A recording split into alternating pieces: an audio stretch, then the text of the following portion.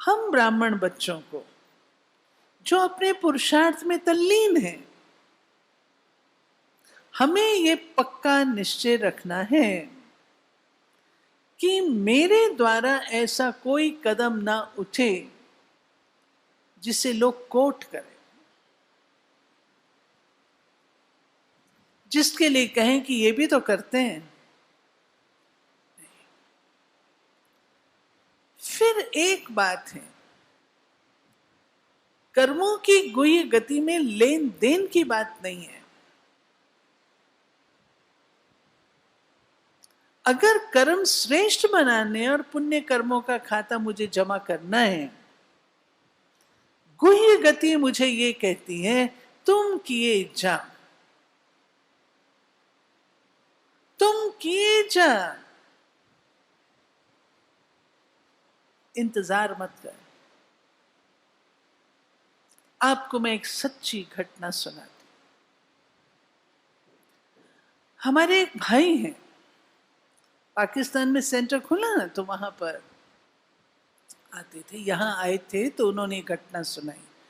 आत्माराम, उनको अचानक, बिजनेसमैन, अच्छे बिजनेसमैन है, अचानक उनको गाड़ी रोक के किसी ने 6 गोलियां मार दी। सुनिए ये कहानी। नहीं, ये सच्ची घटना है। 6 गोलियां मार दी। 3 उनको लगी, 3 चली गई। खून निकला। खुद ड्राइव करके हॉस्पिटल गए, इलाज कराया, घर आ गए। पुलिस आई कि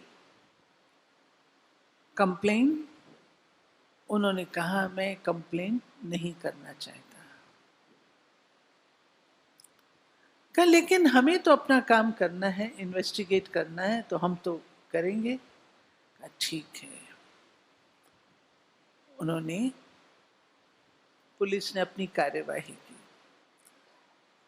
जब वो ठीक हो गए और पुलिस फिर से आई, एक दिन कहते मैं नाश्ता कर रहा था और नाश्ता करते हुए मुझे उस घटना की याद आ गई, और उसी दिन शाम को वो पुलिस आई और पुलिस कुछ फोटोज लेके आई। इनमें से कौन है उसे आप पहचान लीजिए। उसने कहा मैंने तो मन से निकाल दिया, खत्म हो गया, और मैं इसमें नहीं जाना चाहता। कहते नहीं, आपको ये बताना होगा। तो एक व्यक्ति को उन्होंने पहचाना, एक का, मेरी इंट्यूशन गलत नहीं हो सकती, 100% यही व्यक्ति है। पुलिस ने कहा हम उनके पास जाएंगे, जाएंगे। आत्माराम जी बोले आप नहीं जाएंगे, पहले मैं जाऊंगा। कहा उसने आपको गोली मारी और मार देगा, मैं अकेला नहीं जाऊंगा, अपने बेटे को लेके जाऊंगा। लेकर के गए। जब उसके घर पहुंचे, वो घर में ही था, लेकिन उसने बाहर निकलना सही नहीं समझा, वो नहीं निकला। उसके माता पिता से मिलते रहे, माता पिता से मिले, उनको कन्विंस किया कि मैं उसको कुछ नहीं कहूंगा, कोई उसके अगेंस्ट नहीं करूंगा, लेकिन मैं उससे मिलना चाहता हूं। वो व्यक्ति बाहर आया। उन्होंने उससे पूछा कि तुमने मुझे गोली क्यों मारी थी?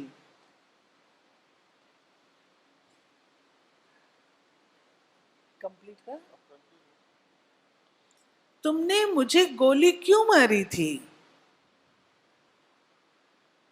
उसने बोला कि मेरे ऊपर कर्जा था, आपसे कर्जा लिया हुआ है, औरों से भी लिया हुआ है, मेरा बिजनेस बिल्कुल खत्म हो गया है, और मैं बहुत टेंशन में था, और मैं यही सोचा कि जिससे मैंने कर्जे लिए हैं उन्हीं को मैं ख़त्म कर दूं तो मेरे को कुछ चुकाना नहीं पड़ेगा। आत्माराम जी बोले तुमने कितना कर्जा लिया? बोला इतना लिया। तो बोले अच्छा ठीक है, वो मैं तुमको दे देता हूं तो ठीक है। वो हैरान हो गया, और तुम्हारा कितना कर्जा है? तो उनका बेटा सोच में पड़ गया, साथ में था कि पिताजी को गोली हार्ट में नहीं लगता है, दिमाग में लगी है, जो ऐसा पूछ रहे हैं। तो और तुम्हारा कितना है? वो भी बता दिया उसने। कहा वो भी मैं तुम्हारा दे दूंगा,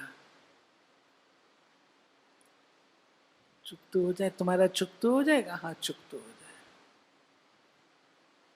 बाहर निकले तो बेटे ने पिताजी को पूछा, पिताजी आपने ये क्या किया? उनका उत्तर था, ये मैंने किसी के लिए नहीं, अपने लिए किया। अगर केस चलता, उसमें इतना खर्चा होता, इतनी भाग दौड़ होती, आता जाता, फिर उतना ही धन मैंने इसको दिया जितना धन मेरा केस में खर्च होने में लगता। तो ये मैंने अपनी फ्रीडम के लिए किया। इसके पीछे ज्ञान की बहुत जबरदस्त गहराई है।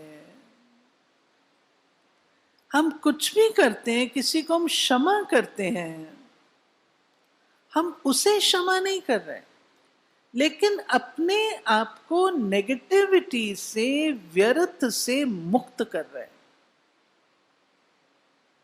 अन्यथा दूसरी पार्टी के नेगेटिव और व्यर्थ तो मेरे प्रति चलेंगे ना। इसलिए बाबा ने जो हम बच्चों को ये बात सिखाई है, प्यारे बच्चे क्षमा करो और भूल जाओ। और दूसरा, शुभ भावना, शुभ कामना सबके प्रति रखो। पिताजी बोले अब कम से कम जिंदगी भर ये मेरे को मारने का संकल्प तो नहीं करेगा ना। तो ये मैंने अपनी फ्रीडम के लिए किया है। इसलिए जो बाबा हम बच्चों को कहता है, शुभ भावना, शुभ कामना सर्व के प्रति, शत्रु के प्रति, जिससे आपकी नहीं बनती उसके प्रति ट्राई करें। इस एक्सपेरिमेंट को अवश्य, भगवानोवाज कभी गलत नहीं होते, इसकी रिजल्ट आएगी। और अब समय है, विस्तार में नहीं जाना है, सार युक्त बनना है। Full stop, full stop. कोई बात हो जाए जल्दी से फुल स्टॉप लगाओ, आगे चलो, आगे चलो, आगे।